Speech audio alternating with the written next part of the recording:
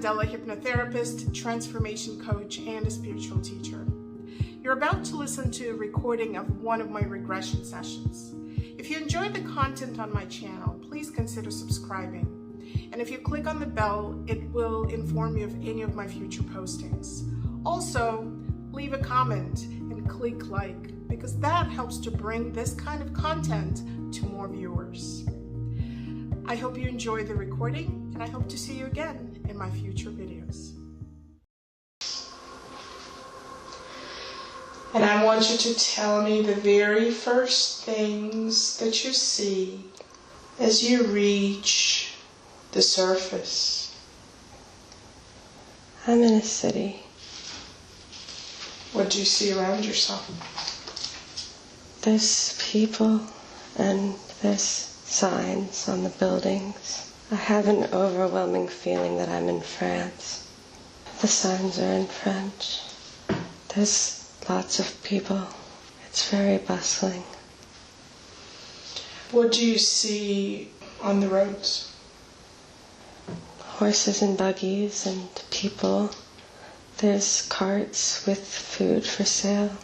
And I see an apothecary that keeps getting pointed out to me out of the corner of my eye. You look down at your feet and tell me what you're wearing on your feet. I'm wearing a very large dress. I can't see my feet. Okay. What color is the dress? It's blue, and I have some sort of apron over it. I'm holding a parasol as well. I'm wearing a 17th or 18th century dress for sure. It's pinstriped blue, and there's white lace around everywhere. I also have on a hat, and I'm blonde. And the apron that you're wearing, is that a working apron or decorative? It's decorative. Are you young or old?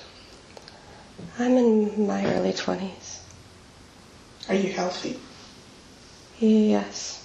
Actually, I'm not sure. After I said yes, I had this really heavy feeling in my chest. I think that I may have some issue. So become aware of why you are there and if you're heading anywhere in particular. I think that I was going to go to the apothecary. So go ahead and proceed there. And when you enter, tell me what you see or what happens there. There's lots of things on the walls. There is a man. I feel like I'm very familiar with him. He works there. And I go to him. I believe I'm here to pick up my medications. What is this medication for? I'm not sure it's for me.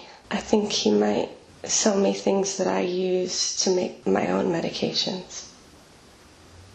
What is it that you buy from him? I'm seeing syrups and capsules. I'm also seeing frog legs, for some reason, are very relevant. Some other odd things. I get the impression that he doesn't keep these things out for everyone to see. Does he bring them out for you in front of others? No, he takes me to the back. And do you select the things that you want, or does he already have them prepared for you? Both, but I think that I selected beforehand even then. So you placed an order? Yeah, and I pick up other things while I'm back there as well. Does he address you in some way? Yes, he calls me Madame. What do you plan to do with these things? I think that I want to make other things out of them.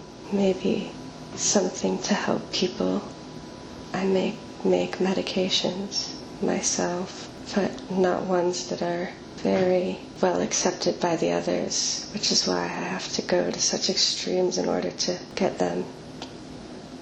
What do you call extremes? Going out of my way to go into the city and to meet him and to go into the back. I really get the impression that not a lot of people are allowed back here, and that it's almost very taboo to do what I do. Become aware of how you developed this relationship with this man. He's a friend of my father's. I met him when I was a young child on the farm, and he helps to mentor me how to do what I do. Does he make medications that are not accepted by many? Yes. Now become aware if you live far away from that apothecary. I do. I live outside of the city. Just proceed where you go after you leave. I go outside and I walk back to my horse and buggy. There is an attendant at the front of it. He rides the horse, not me. I tell him that I'd like to go back home, so he starts to take me there. On the count of 3, you're going to see yourself standing in front of the place where you live. 1, 2, and 3. Tell me what you're seeing. It's like a large white house.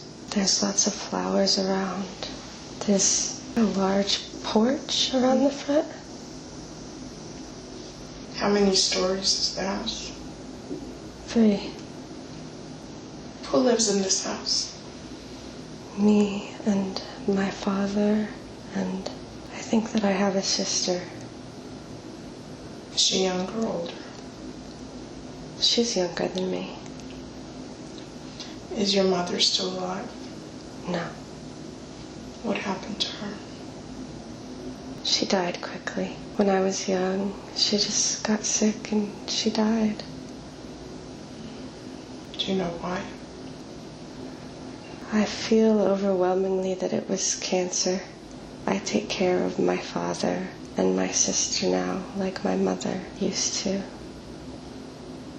So go ahead and enter the house and tell me what you notice inside.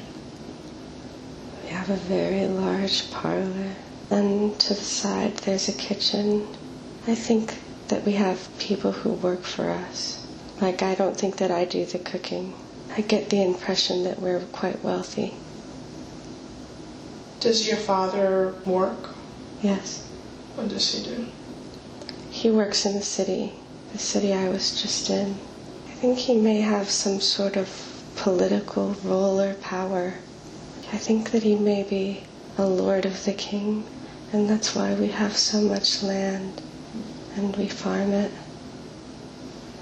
Tell me how you spend your days. I spend a lot of time with my little sister, helping to teach her. She's very sad since Mother's gone. I also work a lot on my potions, but my family doesn't know, and I go to great extent to hide the fact that I do this. Why do you not share it with them? I think that they would think I was a witch. I see. How did you learn to make these potions? My mother, she taught me before she died. Did she do it in secret? Yes, and she never had time to teach my younger sister. I feel very conflicted as to whether I should let her know about her true lineage or not. So your father never knew about his wife either? Not that I know of. And what did she do with the medicines that she created? People would come and buy things from her, sometimes good things and sometimes bad things. People who were looking for contraceptive or poison and antidotes, lots of different things. We produce them, and then I believe that we take quite a few of them back to the apothecary. And the man that I met there sells them after they're brewed. How do you feel about the bad things that your mother was making? I feel like it was essential. Some people are bad, and a lot of women would come to us directly. Women who were abused by their husbands, not treated right, needed ways out. Same thing with the contraceptive. And we were able to produce that for the community without the higher-ups and their husbands knowing. Were the contraceptives not allowed? Yes, they were illegal. And once your mom passed away, was it a clear decision to continue on the same path? It was clear. It was obvious that it still needed to be done. And I felt like I owed the community something. And I wanted to help people who couldn't help themselves, people who were powerless in the society, like myself in a lot of ways. It sounds like you were focusing on helping women. Yes. Were you helping men as well? I think it was just women. Maybe on occasion I would make some kind of antidote. They might buy it for their husbands. But I don't have any recollection of a man ever coming to me to purchase anything. My purchases are done at night in the dark when no one's around, or in the back of the man's apothecary. So how did you manage to interact with your community without your father ever knowing? My mom had done it, and her mom before her had done it, and the knowledge was passed down of who to go to and what to do. And so they know that they can come to me and that I continued the work after. On the count of 3, you're going to see yourself having a meal as you usually would. 1, 2, and 3. Tell me what's happening. I'm sitting at a very long table across from my sister, and my father's at the head of the table. It's quite grand. There's candelabras and lots of placemats, but just the 3 of us. People come in to serve us our food. What are you eating? Some sort of meat, beef, pot roast. It looks a lot like pot roast. And then I have potatoes, and there's a tray of desserts in the middle of the table, little cakes. What's the atmosphere like in the room? Tense. No one knows what to say or what to talk about. Is that normal? Yes, since Mom died. How long has it been since she died? Maybe a decade. My father really struggles to connect with his daughters. My sister comes to me for everything because she doesn't know how to talk to him, and she was very young when Mom passed. I don't marry so that I can stay with her. Do you have any kind of relationship with your father? We don't hate each other. We just don't have very much common ground. I often find myself angry at him. I feel like he may resent us for my mother, but it's not our fault either.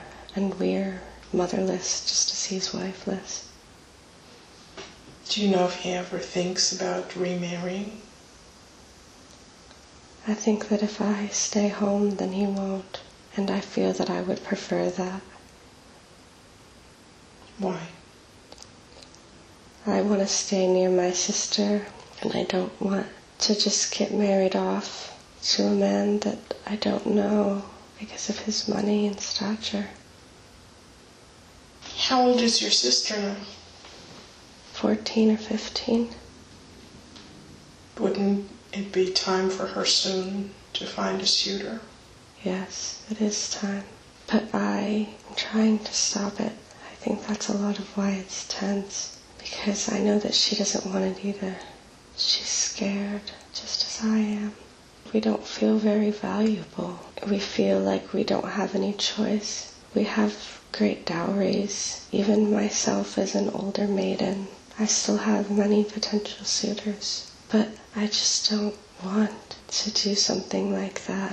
I like my life. I like it quiet and simple. And I don't want to have to take care of someone or bear children I do not want. So I'd like you to move forward in time to the next significant event or moment in that life. On the count of 3, 1, 2, and 3. Tell me what happens. I'm getting married. How old are you? Maybe 25. It's only been a year or two. Who are you marrying? A man. He's dressed nice. Our wedding seems quite extravagant. I feel resentment towards him, and I feel anger bubbling in my chest. Like I didn't want to be here, and I'm unhappy with this result. How did this marriage come about? My father forced it. He said that I was ruining my sister's life by not getting married first. How could he marry off such a young girl when he had an old maiden sitting at home?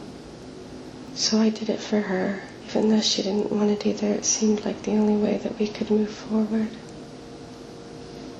Did you have a choice in husbands? Not anymore. But this man is not unattractive. He doesn't seem significantly older than me. I think that maybe he waited for me, and even though he loves me, I don't really love him. What do you mean he waited for you? We knew each other since we were children, and he always knew that he wanted me. So he waited and waited until I was ready, even though I tried to deny, and eventually I had to give in for the sake of my father and my sister. Do you know him well? Yeah, I know him very well. So as the wedding ceremony comes to a close, what happens next? We moved to the city, and in a way, that brings me joy, because I didn't think that it was going to work out. But now that I'm in the city, I can continue to do my work in secret. Describe to me the place where you live. It's a townhouse. It's bright blue. It's 4 stories. It's stacked up side by side with lots of other townhouses. Do you occupy all 4 stories? Yes. And what does your husband do during the day? He's a lawyer. He's gone most of the day.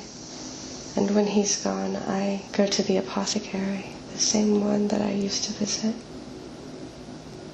So when you make your medicines, what do you do with them now? I sell them out of the apothecary. I make them in the apothecary now. He took me on as even more of an apprentice, but my husband does not know. I tell him that I volunteer at the hospital when he's gone during the days, but really I go to the apothecary. Tell me about your relationship with your husband. There's some resentment because we were really close as children, and in a lot of ways we were each other's first loves. But now that I'm forced into this situation, I'm not as loving as a wife as he wanted. And I choose not to bear any of his children, and he doesn't understand why, but he doesn't know that I use my medicine. He thinks I just can't conceive, and he hates that. Why do you not want to have children? I feel like we live in a cruel world, and I feel that I raised my sister myself for so long. Why would I want to be a mother again? And I've seen so many women die in childbirth. I don't want that kind of gruesome young death. Move forward in time to the next significant moment in that life and tell me what happens. I'm at my husband's funeral. What happened with him? It was an accident. He was ran over by a horse and a buggy. I think that I might have played some role in it, and I'm having a hard time deciding if I did or not.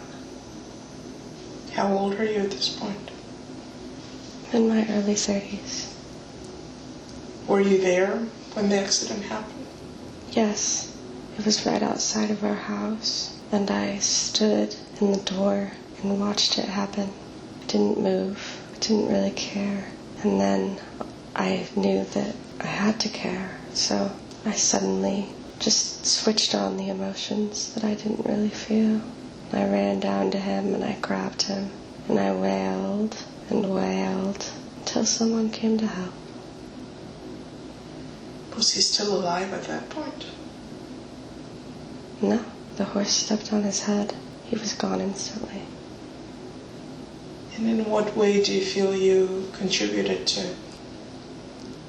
I saw the carriage coming, and I saw him about to step out in front of it, and I just decided to let it happen. So it doesn't sound like you were emotionally connected. No, I feel free now that he's gone. As his wife, I get all of his things. I get to keep the house. And my father thinks it was an accident, so he helps pay for me. I continue to get to live my cushy life now that he's gone, but in the peace I'd wanted. And I think that I start to see patients more directly in my home. What do you help them with? I continue to help women get out of bad situations.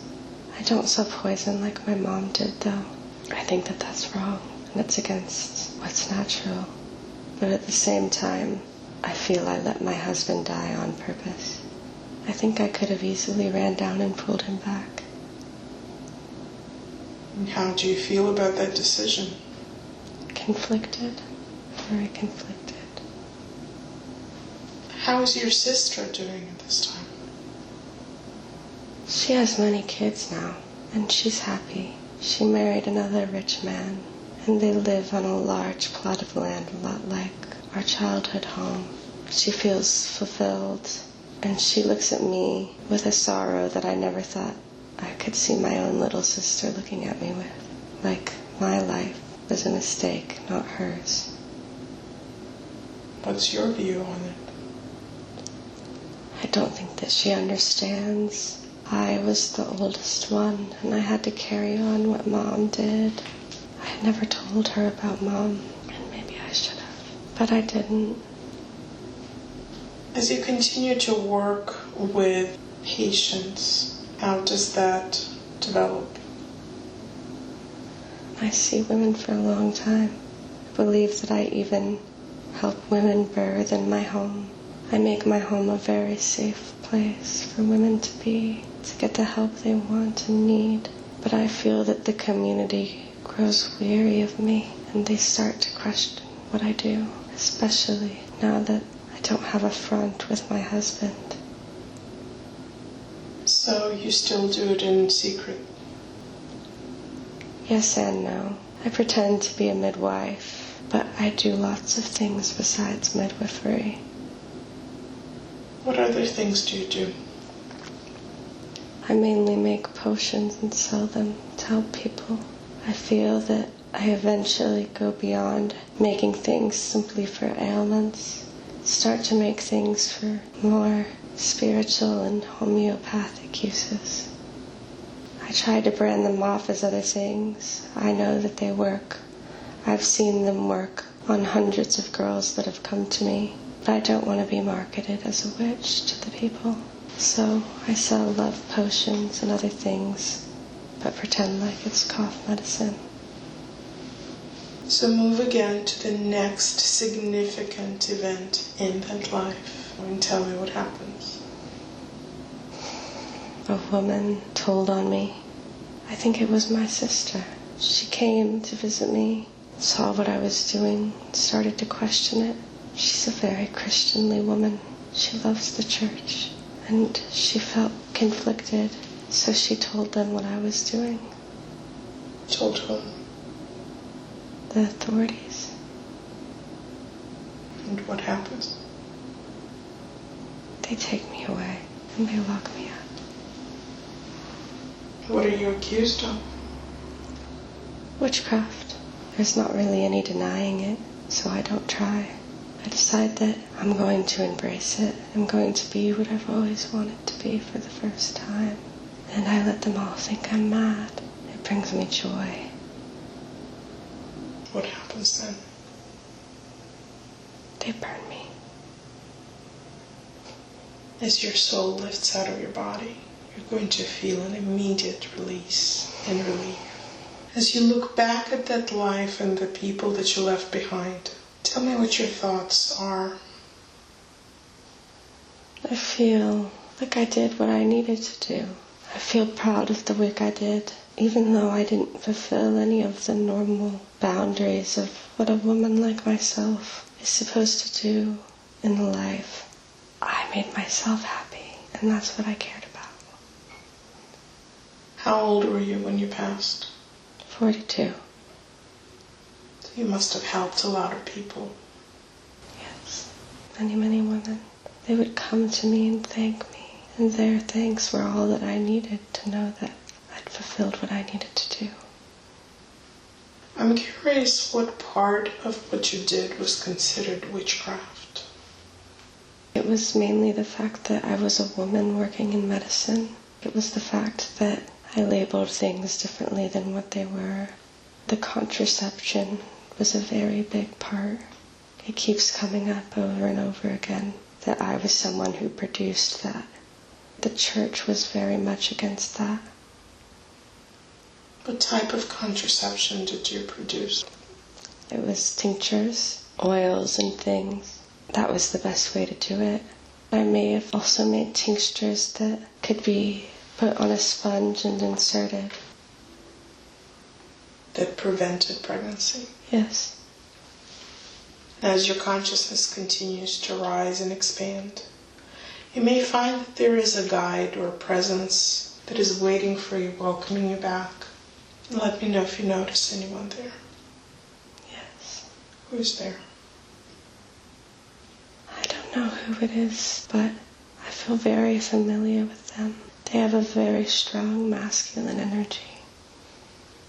How do they greet you? They wrap their arm around my shoulder, and I just feel enveloped by warmth and kindness that I haven't felt in a long time. And what do they have to communicate to you? They tell me that I did a good job, that I did what I needed to do, that I should feel proud of my work, that I successfully went through the lessons of that life. So let's ask that being to point out or remind you what the purpose of that life was and what the lessons were that you needed to go through. I was supposed to learn how to be alone and experience grief. I never really stopped missing my mom, and I continued on in her path only out of love and adoration for her. It was a very painful life, a very loveless life, but I helped others in the process. And I think that it really showed me the importance of oneness in the whole world and the whole universe. You can't always live a life that's for yourself, but by living a life for others, you are living a life for yourself. The death that you went through, did it make any negative imprint? Did it trap any trauma in your body that you may be still carrying with you? Yes. And where is it held? In my stomach. Can he help us release it now? Yes. And tell me how it's being done. He's pulling it out of me like a string, slowly pulling out the rope. It's like a string of orange, bright energy. Can he tell us why it was stored in the stomach specifically? That's where the flame hit me. They threw a match at me, my stomach. It caught my dress on fire. Tell me when that's done. It's done. And how does the body feel now? Has it fully released that trauma? Yes, it feels much lighter. Is there any information, anything else that he has to share with you? Perhaps about the death of your husband? He wants me to know that it wasn't my fault, and that I didn't do anything wrong by being a bystander. I had forced myself to forget the truth of it, that I thought that he saw it. He'd looked at the side of the road and I thought he saw. I didn't want to kill him, and it wasn't really my fault. But I held on to that for so long, and I let the grief of it eat me up, which wasn't necessary. Did you trap that grief in your body as well? It's been released. Anything else that he has to say? No. So just allow that presence, that being, to step back as you begin to be vulnerable, as you drift floating again. You can stop time that can help you with the drift, flow, that you can stop. And as you drift and float, you can begin to slow down and stop. And I want you to tell me the very first things that you see or impressions that you get as you reach the surface. I'm in nature. It doesn't look exactly like Earth, but it does. What's around you? Trees, but they're very, very tall. Nothing like I've ever seen here before. Grass and foliage and water. What are the colors that you notice around you? I notice a lot of blues. What is blue? The trees are blue and the grass is blue. Is it the same blue color or different shades? It's like an electric blue. The trunks of the trees are not brown but gray. And as you look down where your feet might be, tell me what you see wearing on them. They're bare, but they're blue. I'm blue. As I look at my hands, they might be white. White as in human white or as in ultra white? Ultra white. Become aware if you're wearing anything on your body. Yes. It's like a blue bodysuit. Describe it to me. It's blue. It doesn't have any buttons or zips. And it covers my feet like a baby's onesie. But my hands are out. It has buttons on it. But not like the buttons we use on a shirt, but like buttons that might be in a car or on a ship. Mechanical buttons. Do they serve any purpose? That's how I move from place to place. I can teleport with at least one of them. Can you teleport far? Anywhere I want to. In the universe? Yeah. So you said the clothing was like a onesie and it covered your feet, but before you said you were barefoot. So do you have something on your feet? I think I was confused and I thought my feet were blue, but they're not bare, they're covered. I wonder if you can find some reflective surface. You said there was some water nearby, or maybe just become aware of what your body looks like and describe it to me. I have 3 eyes. There's one where my third eye chakra goes. I have blonde hair, it's quite long. I'm having a very hard time understanding my gender. So is your skin very white? It's very white, but it's very similar to human skin. I have a glow to it. I can see my aura all of the time, but it's the bright white. Other than the 3 eyes, are there any other differences from a human? My mouth is quite small. I don't feel like I really use it to talk or eat. I think it's just there. And I'm really tall. I'm like 7 or 8, maybe even 9 feet tall. Tell me what you're doing there. I'm taking time to reflect. I like to go out into nature. I find it to be soothing. Do you live close by? I live in a city with all of my other people. I'm not really sure how far it is because I just teleport to get there. I don't really think about time and space and distance that much. This planet where you are is your home planet? It is. Tell me how this teleporting works, if you're able to describe it. We all have it. There's 3 buttons on the suit. I believe one's for communication, one's for teleportation, and there is a third, but I'm not sure what it does. I press it and the atoms of my body sort of start to move from one place to another. It looks almost like a holograph just zapping into existence and zapping out. How do you establish the destination? I just decide where I want to go. So does this button work with your consciousness? Yes. So I'd like you to move now to a place where you usually live. Tell me what you see. I'm sorry, I'm having a hard time getting that image. It's okay. You can feel it or sense it or simply know it. Yeah. I don't feel that I spend a lot of time sleeping or at home. I think that I spend a lot of time on ships. Spaceships. Yeah. So tell me about your home planet, and then we'll go on a ship. There's a lot of people and they're just like me. I don't think that any of us have a gender. We communicate telepathically. I feel so warm and fuzzy for some reason. I just feel so comfortable.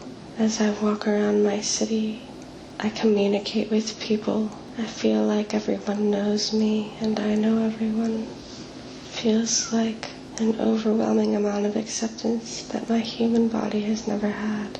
And I'm just basking in it. Are you connected telepathically as a collective? Yes and no. We are a collective, but we have a lot of individuality still. I don't feel that we are maybe the most evolved species, but we are far, far more evolved than humans are. We still reproduce, but differently. How do you reproduce? It's like an energy bubble. You don't need another person to do it. You just kind of decide that it's time. You know when a new soul is ready to enter, and it forms in this bubble that you create. We live in harmony. Though we are individuals and we have our own thoughts, everyone does what they're best at, and everyone accepts what the others must do. There's like a sense of knowing amongst us. Can you describe your city to me? It's very tall metal buildings, but the metal looks very reflective and I feel like it moves to the touch. I have a house, but I just don't really spend time there, and I don't really want to. I like to travel and see things, and my community accepts me for that. Do you organize into smaller family units? No, not really. When a new soul is brought into the world, they're brought into almost a certain level of adulthood. Like, there's not the same adolescence and need that there is for humans. I feel like not a lot of new souls come in at all. How long do you live in that body? Over 1,000 years. It's a very long life. So you don't form any personal connections or intimate connections with anybody else? No, not really. The community cares about each other, and we speak to each other, and there's great acceptance and love, but everyone does what they need to do to fulfill themselves. So tell me about what fulfills you. I love to travel, and I love to go to different galaxies, solar systems, experience different kinds of life. It brings me great joy. What are some of the places you have traveled to, or some of the different experiences you've had? I've traveled to many different planets, but I feel that I have traveled to Earth itself. I think that I partake in some kind of first contact. I think that I'm a hybrid of the human species. By first contact, you mean you met with a human first? Individuals, yes. When you're still in your tall body? Yes. On the human timeline, what time is that on planet Earth? This is around the time of the ancient Egypt, Mesopotamia. I also feel like India is very relevant. So when you first arrived on Earth, what do you know about this planet? I know that we helped make them, and I feel that they need help evolving.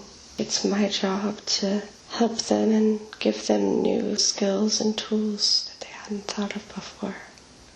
We don't hide ourselves from them that well, and they think we're amazing. How does your initial contact go? What do you do?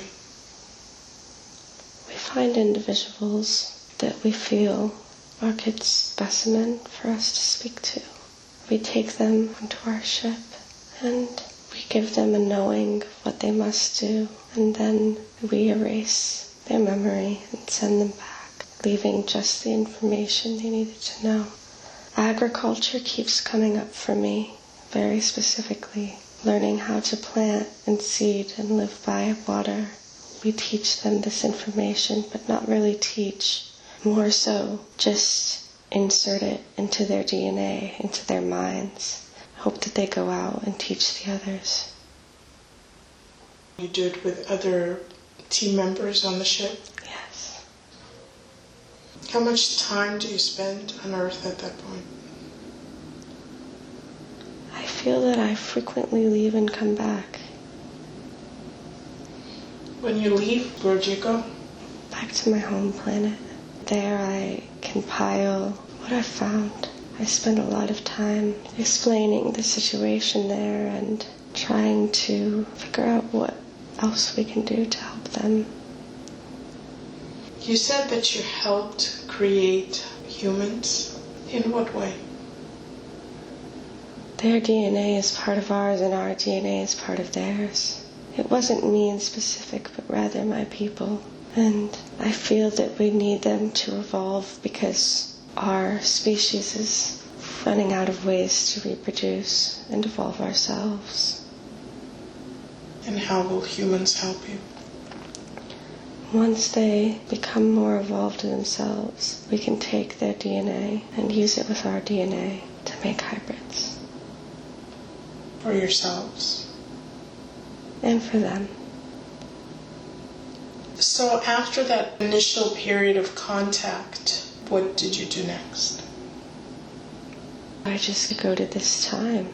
I'm not sure that I was around for whatever contact came after that. So you only stayed within that time period? It's the only thing that feels familiar to me. And how did it work? It did work well. They learned how to plant and grow. We were very proud of our work. We were honored amongst our community for it. But I feel that maybe someone in my group wasn't erasing memories as they should be. That created some sort of issue. Like maybe some people could remember us and they weren't supposed to. Why would they not be doing it properly? Because the people loved us. They thought we were gods. And they wanted to give us everything we wanted. But I never understood. Anyways, the things on our planet were so much superior. What good does praise give you from someone so inferior to your own being? This individual must have thought that it was pleasurable to get that kind of praise from another. So I'd like you to move forward in time to the moment when you stop being just an outside influence and become part of the human experience. I'm still in ancient Egypt, But I feel that the people will try and give us things. And I feel very angry at my partner, as I don't understand why he let them do this. I feel confused how we're going to continue with our work and be able to do what we need to do if they think of us as gods. We were supposed to take them, do what we needed to do, and erase their memories so they never knew.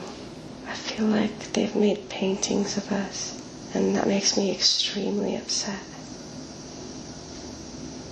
So what do you do then? I just decide I don't want to do this anymore. I feel scared and I feel like I've messed up. I just want to go home. Do you? Yes. What happens when you return? I feel that I die, but not in the conventional way. I knew that my work on the planet was done, and it was time for my soul to explore new things.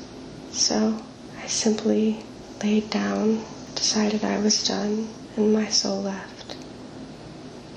And what does your soul decide to do after that? Live more lives. Do you at some point decide to come to Earth? Yes. Why do you decide to go to Earth? I don't think that I really wanted to go to Earth, but I felt that it was necessary. I prefer lives on other planets, but at the same time, the challenges of lives on Earth allow the soul to grow further. While you are living your lives on Earth, are you staying in touch with anyone off the planet? Yes, I have other lives on other planets. Simultaneously? I feel that I have one life that never ends. Which one? I'm in the center of the galaxy, and I'm a fully light being, but a being nonetheless. And I send pieces of me where I feel they need to go. Is one of those pieces living now on Earth? Yes. Let me know if there's anything else that we should know about your life. It's really important for me to remember that I am divine, to trust in myself. I've chosen great guides. They're always with me, and I've done this on purpose. You've done what on purpose? I've made this life challenging on purpose so that I could grow. And when you remember who you are, how do you define yourself? I'm a light being. I'm big and beautiful, and I just illuminate love everywhere. I'm a healer, and that's why I send so many souls so many different places, so that I can help. You send so many souls. I feel that I help send souls places. I help direct them on what they should do and where they should go. I'd like you to allow all of those images to begin to fade away. I'd like to ask the higher consciousness of Mia to step forward. Are you willing to step forward and answer some of my questions? Yes. Thank you. You presented two lives, one of a female healer in France and another of an alien being who travels through space. Yes. Can you tell me why you selected those two lifetimes to review? They were relevant in helping Mia remember who she is. And especially with the human life, a lot of that anxiety was being stored in the body. I wanted to remove it and allow her to be free of it. With the other life, it was relevant to establish my extraterrestrial connections. I've always wondered and always felt different about it. She experiences quite a bit of anxiety in this life. Are you saying that a lot of it rippled over from the life in France? Yes. Hiding who she was so constantly was very challenging for her. And in a way, she didn't allow herself to experience that then. It stayed with the soul, and it moved into Mia's body, and she was the one to experience it instead of the life that should have. Mia doesn't have anything to hide, so why is she always trying to hide herself, if not from the life in France? At the time that she lived, there was a need to conceal female power or ability. She lives in a different time now. Yes. So is it safe for her to truly shine her light and be who she is? Absolutely. That's what I want her to do. That's why I continue to make clear these spiritual paths that she can take. Because in a lot of ways, this life has a purpose of healing that past trauma. So is there anything that remains within her that is unresolved from that life? There is some remaining in her chest and her neck area. Can you help her release it now, venting it out through the open heart center? Yes. And let me know when it's completed. It's done. Thank you. Is there any other unresolved trauma that's being held in her body? In her hips. Where is that coming from? Her childhood in this life. What is that about and how can it be released? It's about familial trauma pertaining mainly to the parents. It's about carrying the burden of being a parent to parents. Okay. Can you help her release it now, fully and completely, venting it out and replacing it in her body with healing light? Yes. And again, let me know when that's done. It's done. Thank you. Now you mentioned that healing the past trauma is part of her life's purpose. Can you tell me other life purpose in this life? She once again has a life to help other people, very similar to her life in France, but one much more open to the public. I want to take a lot of what that life was, but in a time that is much more open, where she can be grander and lighter and help people, help the world in the way that it needs to be helped, and also to release what trauma is left on Earth, because the Earth lives may not be necessary after this. In that life, she focused on physical healing or prevention. Is that what she needs to focus on in this life? She's here to cleanse energy. That was a different time and different things were needed. She was providing more help than she could ever imagine, even by providing contraceptions. She was allowing women a place to be themselves, to be open, to be their true light beings. And that's her same role now, but in a much more open way. All she has to do is follow the energy, let her light show her. I would assume that following that energy would be through her connection with her soul, with you. Yes. And she wants to know how to deepen that connection because she has it, but at the same time, she is always doubting herself. Can you help her understand how to deepen it? I'm constantly sending pings, many which she notices, but she tries to deny them. I will continue to send the pings, but she must accept them for the truth of what they are and grant both herself and me gratitude for what we're doing. She started this process, but when she truly accepts and lets go, then she will be amazing. Can you give us a specific example of you connecting with her? Yes. I send her the ping 111 at least twice a day. She notices it regularly, especially over the last few weeks, but she continues to deny that it's me. Is there a way that you communicate information to her or guidance? I best communicate with her through meditation. If she continues to meditate, ask me questions, speak with me, I will continue to answer.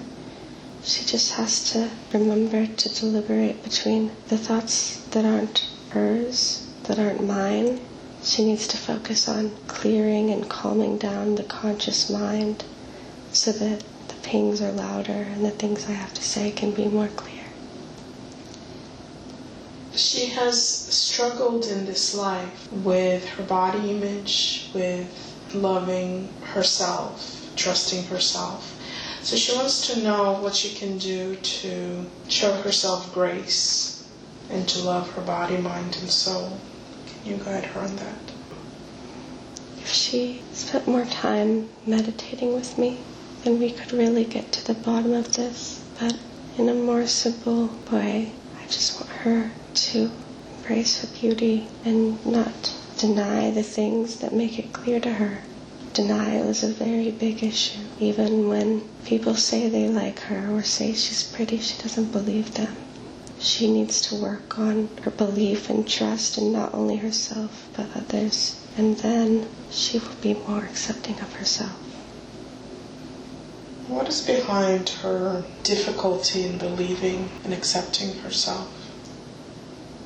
A lot of it is ancestral and familial trauma once again, mainly from Earth lives. She's continually played a very parental role, and she hasn't been able to trust in the authority figures in most of her lives, and that makes it challenging. She has had some instances of sleep paralysis where she sensed a being in the foot of the bed. Can you tell her what that was about? Those are beings from other planets. They come to check on her and take her DNA and to work with her. This is an ancestral line. The same happened to her mom and her grandmother and theirs before that. It's a common thing. She is in agreement with that, correct? Yes, it's part of her soul contract. She agreed to it. Do they take her off the planet? No, they've never have. Do they do anything other than take her DNA? As a child, they would walk with her. She was very sad, and that accounts for some of the lost time. She didn't have a lot of love, and the aliens felt they had to do what they had to do, so they would take her out, and they would play with her sometimes, but they always erased it. Do they continue to visit her? Yes. Every time that she thinks they're there, and she denies it, they're there. Is she going to have more conscious experiences with them? More conscious memories? It's possible, but it's not really a huge relevance in her life. The main thing is that it's part of her soul contract and that she stays present in the now. Continued contact will happen, though it's not one of the main themes that I think is relevant. So let's talk about connection with people here on Earth. She would like to know how she can connect with people for her soul's highest good. Follow your intuition. She has an extremely strong intuition. She continues to deny it. I would say instead of giving people multiple chances, the first time that they show your intuition to be right, be done. It's that simple. How about her connection with you, the higher self, with her guides? I would recommend that she just continue to meditate, listen to the pings, and we will be there. We will always be there and communicate when she needs us.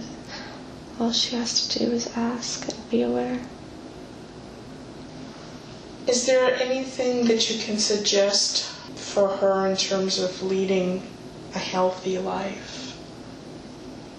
A life that doesn't include a lot of stress. A life where she allows herself to be happy and free and do the things that she wants to do.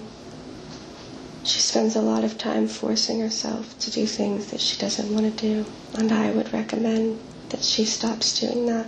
If she followed her true happiness, life would be much simpler, and in that same route, she would end up being healthier. Is there any particular physical location on the planet that would be in greater alignment with her soul's purpose?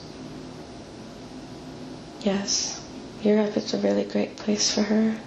The Netherlands, or even Denmark, the way that they live and the quality of life would be very on par with what would make her feel happy and fulfilled.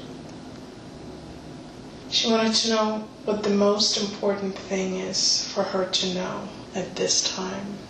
Do you have a specific message? Follow your intuition. Stop denying it, no matter how hard it is. You have to trust in yourself, and you have to believe in yourself.